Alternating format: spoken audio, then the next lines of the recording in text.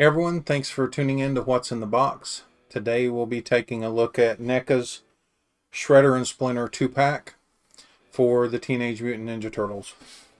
Now, a lot of people grew up with the comics, some the cartoon, and some the movies.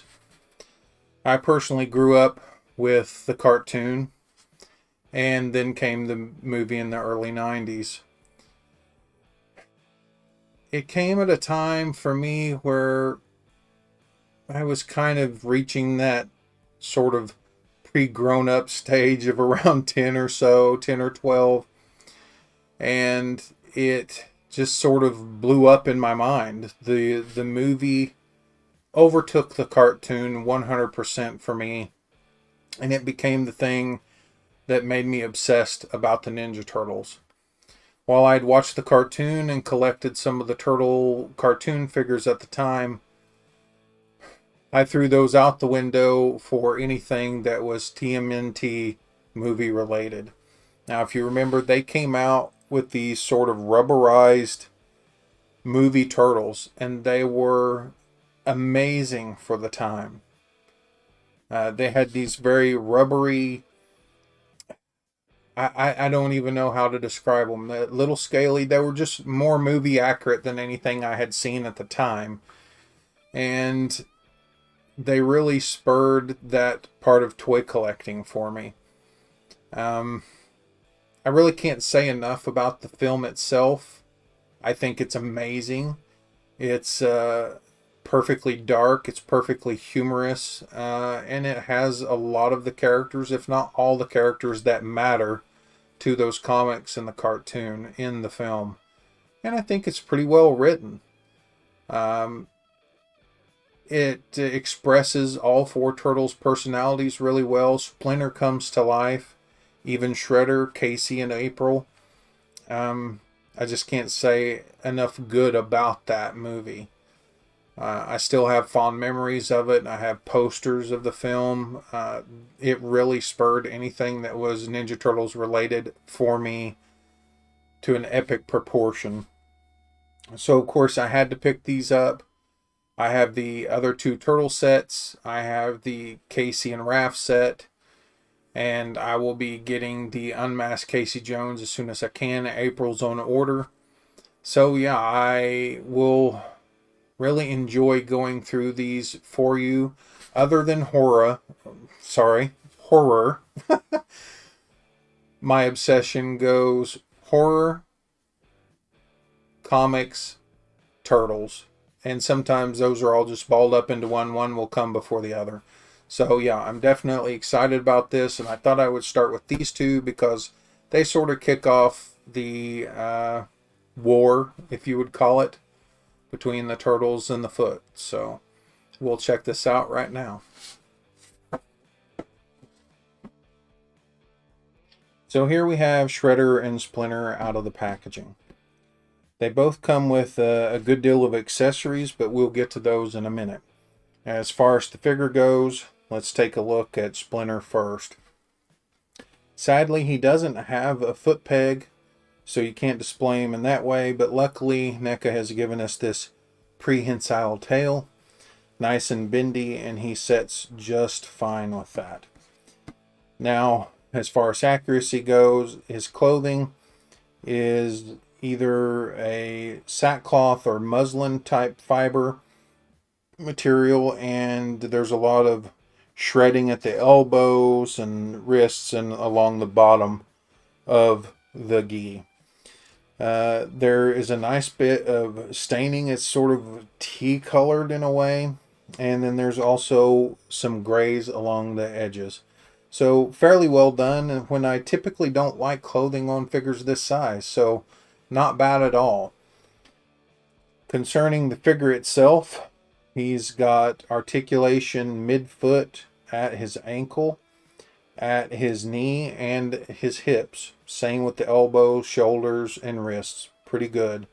Head turns up and down. It goes quite a bit up, actually, and fairly decently straightforward, as you can see here.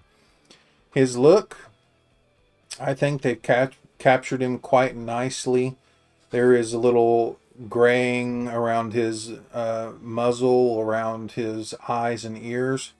So not bad there. And he does have that sort of wisdom-esque look on his face. Very straightforward.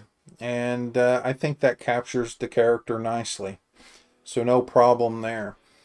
When it comes to Shredder, of course, he did have a fairly, if you want to use the word flamboyant costume, the sort of reddish color with the glitter material is there and is presented well on the toy. He also had sort of this crazy cape, which was silver and black. And they've done it here. NECA has it. And it looks like it has a little clasp, and you can put that around his shoulders, and it even seems to have bendable wire inside that. So that's pretty nice for a 7-inch scale figure. I'm not sure I would display him with this, but possibly, especially if I got a second Shredder. So, going forward, all his blades are nice and silver. The padding underneath is sort of a gray and black wash. It has a real nice contrast to it. Even his boots have leather straps that go towards the back, and they're all studded. So that's a really cool option that they've added to that. They don't always have to go into those details. It's the same with the gloves. And then he has this nice plastic belt going around his midsection. The helmet is very prominent to me. The shape of it was always really cool. It made Shredder a real threat in my mind, other than his ability to fight. Now, I do believe you can remove the faceplate for this, and hopefully without breaking it. Yeah, there it is. It pops off, and it has two square tabs, I guess, towards the back of the face where you can do that.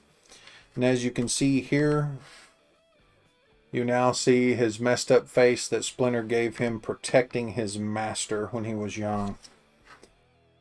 Now, accessory-wise, for some reason they chose to give pepperoni pizza to Shredder. Not sure why. That's painted decently well. You have what seems to be a boot knife, I guess, with a sheath. That's a standard paint job there of silver and black. The same goes with his double-edged spear, simply silver and black. You move on to the hands, and you have two hands without blades, two hands with blades. These are both identical. Essentially, you have an outward hand, which could be used for saying stop or I'm about to attack. And then you have an open fist to hold the spear. On the body itself, he has closed fists. I think the figure's done well. That's a really nice looking Shredder, and I have no complaints about either figure really. As you move on to Splinter, he comes with a pair of house shoes, which I didn't even realize he wore in the film, and those slip on nicely both feet with no real problems. So there you have those. Those are painted decently well, just a brown color and a brown wash. You have the TCRI canister as well, which I guess would be the original that broke and birthed the turtles, as well as Splinter made him grow. And then we have the infamous Michelangelo nunchucks. These doomed Shredder to the trash compactor below, thanks to Casey Jones. And those are painted decently well. To be honest with you, I have no real complaints about these two figures. Oftentimes I will point out little issues or mismatched skin tones, and this just isn't the case with these. Now, of course, I missed Splinter's hands, but he has two hands, left and right, that kind of have an OK symbol, like so. And pointer fingers, because he's got a teach the turtles some lessons. And then, of course, closed holding hands, most likely for the nunchucks. But yeah, a great little set of figures. I really look forward to getting to the turtles. I'll be doing both of those sets near in the future, as well as the Casey Raff set. And of course, there are a number of others. I would like to get the Token Razor set, but that's really expensive. Probably ain't going to happen anytime soon. I really missed out on the accessory pack. I'm kind of pissed that I didn't get that. And of course, we have Human Shredder. Well, Shredder's human anyway, but original Shredder with Splinter's Master 2-pack. That also comes with Baby Shredder or Baby Splinter, and I would really like Baby Splinter in the cage, but I doubt I'll buy that 2-pack just for that. But yeah, I've also got April coming, and I will eventually pick up the Unmasked Casey. So yeah, I'm really looking forward to this and getting a collection up of these, and I'm glad you've stuck with me, and I hope to see you in the future. Please subscribe, like, and hit the bell. Thanks.